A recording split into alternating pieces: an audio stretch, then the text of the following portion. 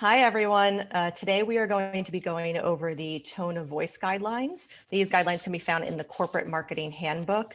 It is January 19th, 2021.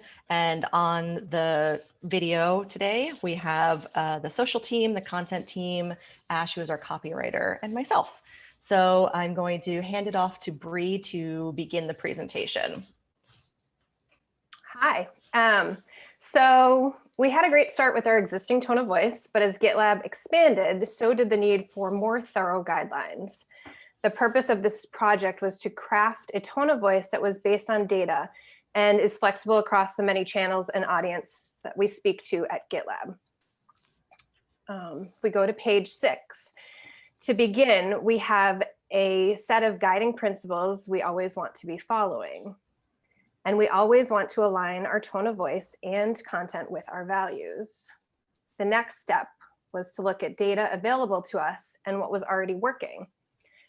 We started with what we knew resonated on our social platforms. And for that, I'll hand it over to Kristen to discuss the social element. Okay, great. So I'm starting with slide 10. So we strongly believe that our social tone of voice really mirrored what and who we celebrate, but we needed data to back that up. Next slide. The majority of our Twitter and Facebook audiences appear to be men, along with people between the ages of 25 to 34, and you can hit to the next slide. This makes sense because it does translate to our community members actually following us. Next slide. Our listening data proved that folks are talking about GitLab. In fact, we found over 40,000 unique authors. Next slide. We also found that 70% of those folks were using social on the web versus mobile, which sticks true to our community because typically outside the technology function like ourselves, you'll see high mobile usage. So I kind of like to envision that our contributors are building in GitLab, deploying, and then turning to social to talk about it. Next slide. So this slide just breaks down our audience by country. The majority of the volume is in the United States. Our channels are authored in the English language, but we also have San Francisco roots. We're VC funded, and the majority of our staff and sales are US based. Next slide. Our community typically contributes to the remote work, CI, open source, and other Git tool conversations. Next slide. And also just note that we do pull different data points for LinkedIn in comparison to Twitter or Facebook because they do have a closed API. So when it comes to our LinkedIn followers, we see that our top 3 locations are in India, Brazil, and France, and that over 50% of folks label themselves as entry level, which means 3 to 5 years experience on LinkedIn. And 49.5% of our LinkedIn audience selects engineering as their job function. So it's important to note that LinkedIn is a social platform for building your personal brand and also doing job searches. So we do often see that entry level audience, again, meaning the 3 to 5 years of experience. Next slide. And for those who discover or visit our page, their job functions start to really level out and incorporate the sales function. Seniority levels start to be less defined, where we see that we have over 43% as senior, which on LinkedIn means 5 to 9 years of experience, 30.5% as entry level, and over 17% being a director or manager. So on LinkedIn, that would be above 10 years of experience. These folks are discovering us again, most likely because they might want to work here. Next slide. Overall, this data helped us answer these questions that you see here on this slide, slide 20. And it helped to determine if our tone of voice across our social media channels was right for our customer, audience, brand, and internet culture.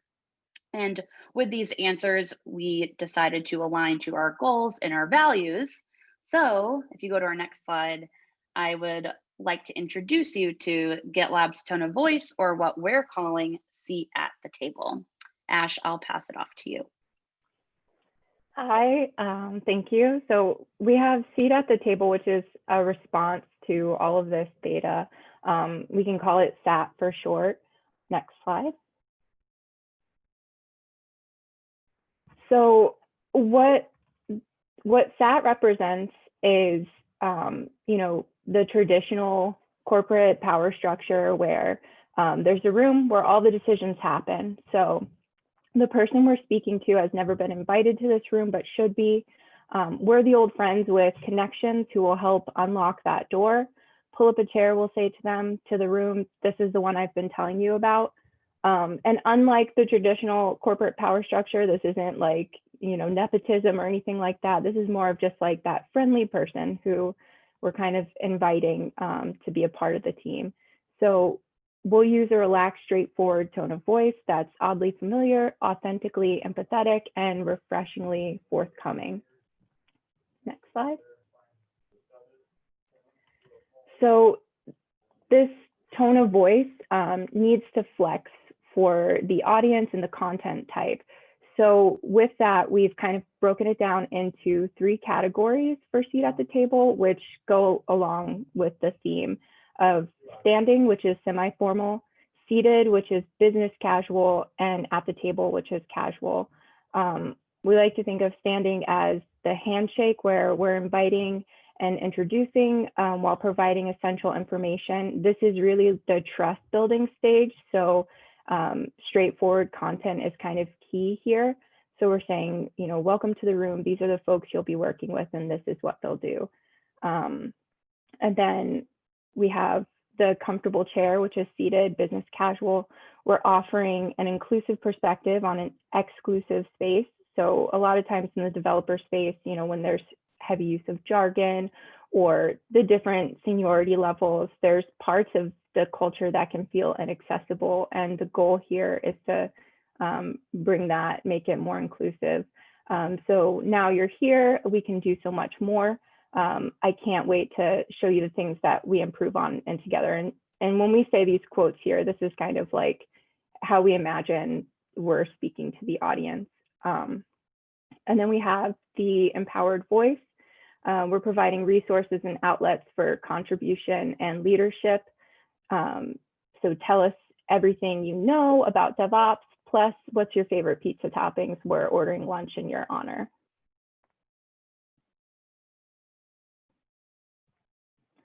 So again, just like before, we're aligning these, the tone of voice to GitLab's values.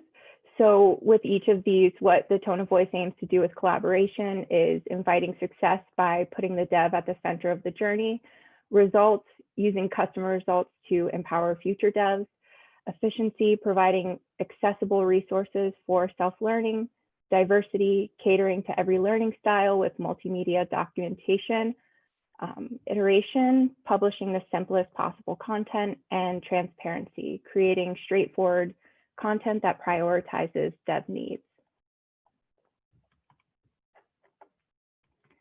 So with that, we kind of want to think about how this tone of voice can be humanized. And in order to do that, we kind of assign a sort of character to this tone of voice, and that is Devin.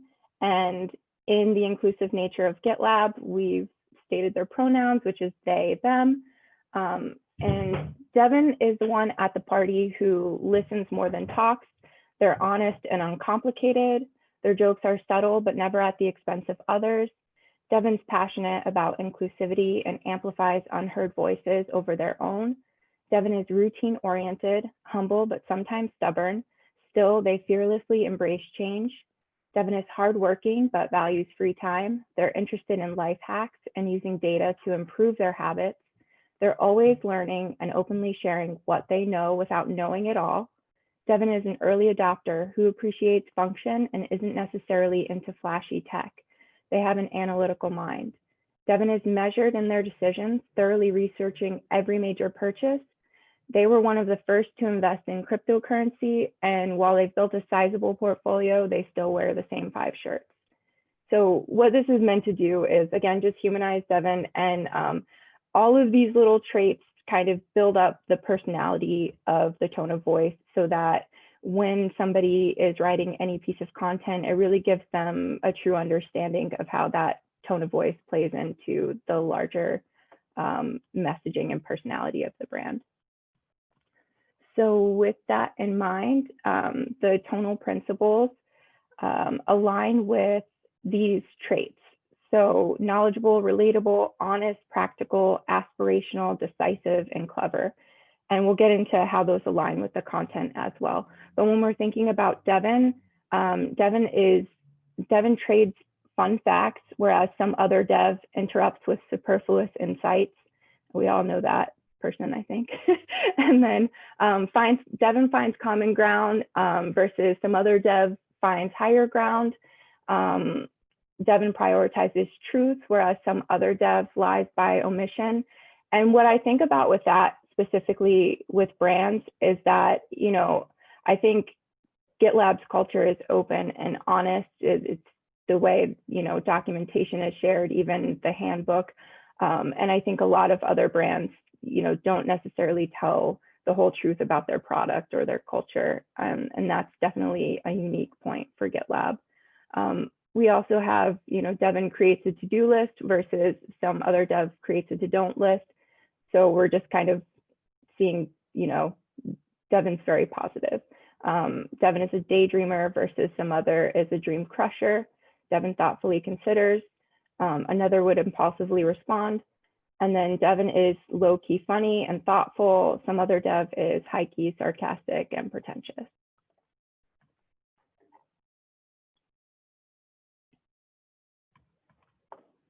Okay, so what we are and what we are not, the tone of voice embraces guided exploration as a way of learning. We reject prescriptive information that sounds good but has little substance. So that would be like, you know, using a lot of marketing language, lingo. We embrace the challenges of each dev as if they were our own. We reject assuming that we absolutely solve those challenges with our product. So that's kind of GitLab's willingness to always grow. And, you know, that's emphasized with the iterations, constant releases. The truth is what we embrace, even if it doesn't benefit us to share it. We reject gatekeeping information to create a false sense of dependency. We embrace actionable resources for developers that feature clear steps and working examples versus publishing vague, unorganized ideas that frustrate and confuse. We embrace narratives that inspire the hero in everyone versus putting GitLab at the center of the journey. It's steadfast communication that reflects the what, why, and who of our persistent updates versus passive feature notes that lack clear rationale. And punctuating informative copy with accessible humor versus copy that expects a clap at each period.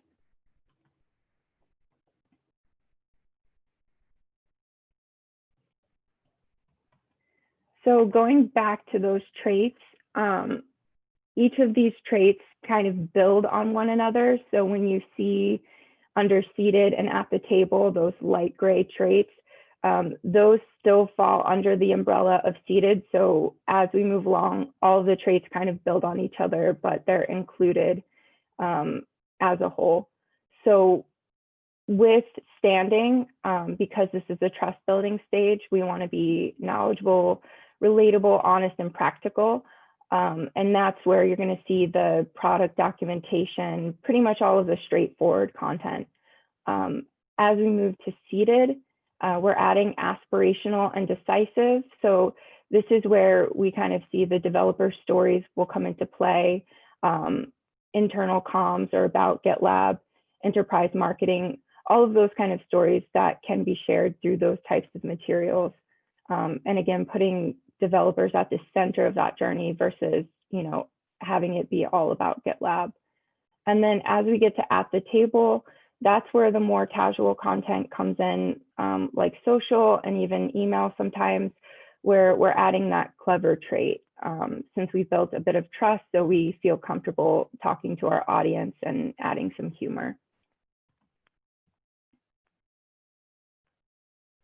So this is just briefly a look at how this content would play out based on real examples. And this is a slide that the social team had asked for, and I think it's a really great way to illustrate the content flexibility across the life cycle. So this doesn't just apply to social, this is any content category. We want to think of the user journey as something that's flexible, so it's not linear, and each marketing channel can kind of use this, keep it in mind. So feature messaging, target audience, and marketing objectives will inform the way we connect. An example of this and how it flexes, we have within social, standing, seated, and at the table. Standing would be, paid media retargeting. So we're driving consideration with solutions-focused videos and direct captions. Seated, we have influencer campaigns where we're creating interest with inspirational stories from the GitLab community. And then at the table, we're getting more friendly, a little bit clever. This is where community engagement, social responses come in, where we're engaging with the audience and we're building loyalty with personalized, clever replies that humanize GitLab.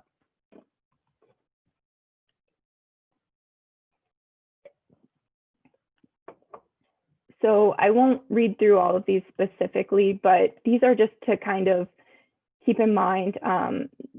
These are excerpts from different pieces of content that would apply to a specific topic and kind of how that tone of voice would read based on the type of content. So just quickly in this one, we have standing, seated, and at the table. You can see that the first example is documentation and just, how it's very straightforward and focuses on the subject at hand in a very direct way.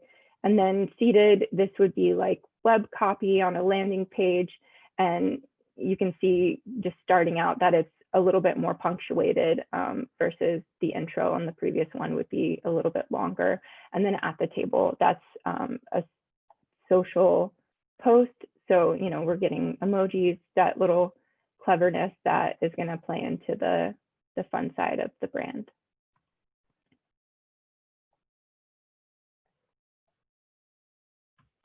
So with all of that in mind, as writers adopt the tone of voice for GitLab, we want to think about inclusivity. So this is where we have the buzzwords and jargon that can kind of alienate people, especially those who are, newer devs. So we have, things like get actionable insights. There's different ways to say that. So we would say maybe see a better workflow, get production trends at a glance. And even things like that you commonly hear tossed around, like innovative software or multi-user functionality, not even necessarily jargon, but just kind of empty buzzwords. And we kind of really want to say what we mean with the tone of voice. So these are all just examples of how we can clarify and humanize our language.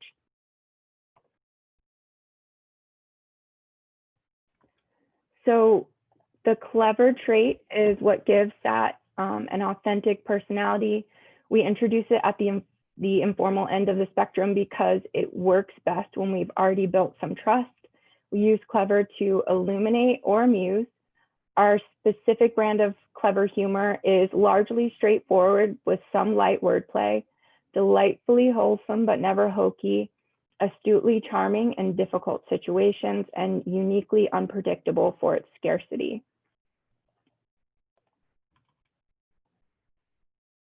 So these are some real social examples that I've pulled.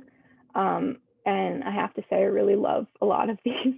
So the largely straightforward with some light wordplay, this is somebody tweeting. And so they're saying that they were able to use GitLab Runner to successfully implement something. And then, we're responding with, I just felt like running. And I think that's a good way to capitalize on wordplay without,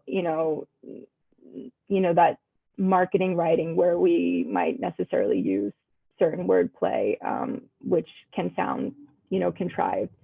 And then we have like delightfully wholesome but never hokey, maybe like sophisticated dad humor.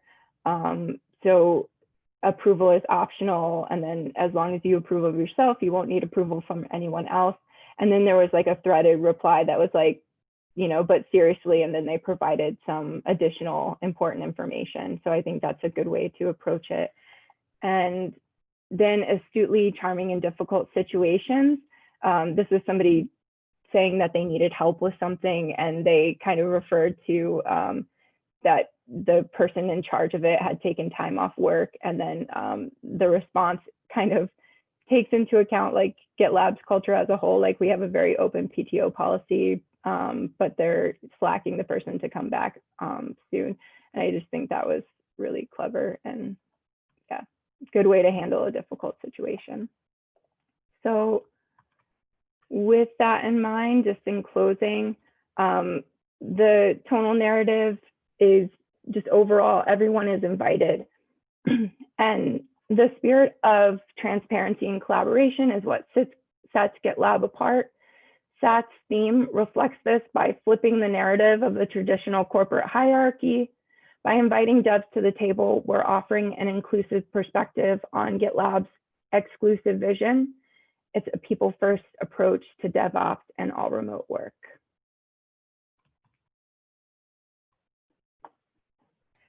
Thank you, everybody. I am going to stop the recording now. And if I can find